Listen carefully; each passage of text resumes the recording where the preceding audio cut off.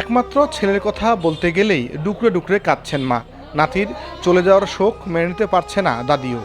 তারাবির নামাজ পড়ে ঘুমিয়েছিলেন সপ্তম শ্রেণীর মেধাবী ছাত্র রেজওয়ান। আকস্মিক ঝড়ে ইটের দেওয়াল ভেঙে পড়ে তার উপর। বৃষ্টির কারণে সময় মতো নিতে পারেননি হাসপাতালেও। ঠাকুরগাঁয়ের রানীশঙ্কল উপজেলার কুমোরগঞ্জ বাজার এলাকায় ঘটনা। রেজওয়ান ওই এলাকার তাহিরুল ইসলামের ছেলে। নেকমরদ আইডিয়াল স্কুল অ্যান্ড কলেজের ছাত্র ছিল সে। বাবু ঢেলেছিল নিখা ভেলানো বাড়ি চুগে এ বাকের পাবে আগে এ বাইয়া গাইছ ছুয়া। আমি বলছি আব্বু, বলছে কি আম্মু আলুর ভর্তাটা না রাখে দিই, এটা সেই সময় খাবো।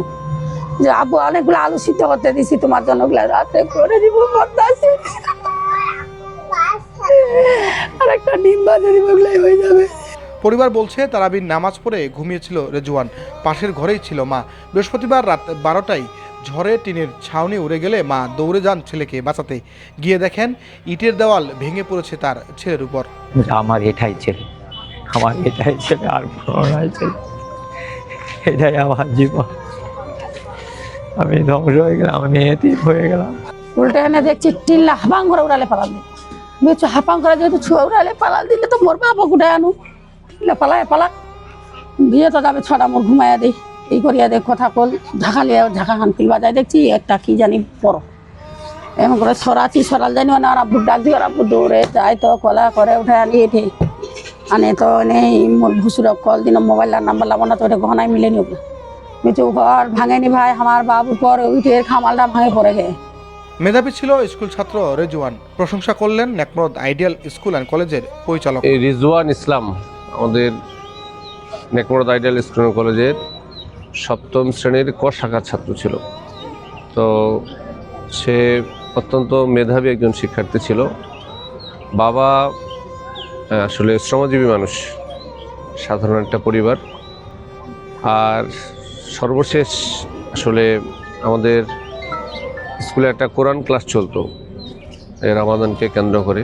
তো অনেক ছাত্রছাত্রী এখান থেকে পালিয়ে যাওয়ার চেষ্টা করলেও রেজওয়ান ইসলাম আসলে নামাজি ছিল এবং নিয়মিত কোরআন তালিমে সংশরিত। আজকেও জানাজায় এসে যা শুনলাম তার পাড়া প্রতিবেশী যেভাবে বলল, তো মহান আল্লাহ যাতে করে আমাদের এই শিক্ষার্থীকে, এই সন্তানকে তার ছোট্ট জীবনে যদি কোনো গুনাহ থেকে থাকে সেগুলো আল্লাহ যাতে করে ক্ষমা করে দেন। আমরা সকালে যখন দেখতে যাই তখন ওর আম্মু কান্না করতেছিল। মেধাবী ছিল, অনেক ভালো শিক্ষার্থী ছিল, খুব মেধাবী, ভদ্র, নম্র স্বভাবের। ক্লাসে কোনো বেয়াদবি বা খারাপ আচরণ কোনো শিক্ষকদের সাথে করেনি। কারো ফসল ডুবেছে, কেউ ক্ষতিগ্রস্ত হয়েছেন ঘরবাড়িতে, কিন্তু সর্বস্ব হারিয়েছেন এই কুমোরগঞ্জের এক মা ও তার বাবা। সপ্তম শ্রেণীর ছাত্র রেজওয়ানকে হারিয়ে শোকাহত তার পরিবার। দুপুর 2:30টায় জানাজা নামাজের পর তার শেষ বিদায় জানাতে এসেছেন স্বজনরা। কুমোরগঞ্জ থেকে আল মামুন জীবন, উত্তরবঙ্গ সংবাদ, ঠাকুরগাঁও।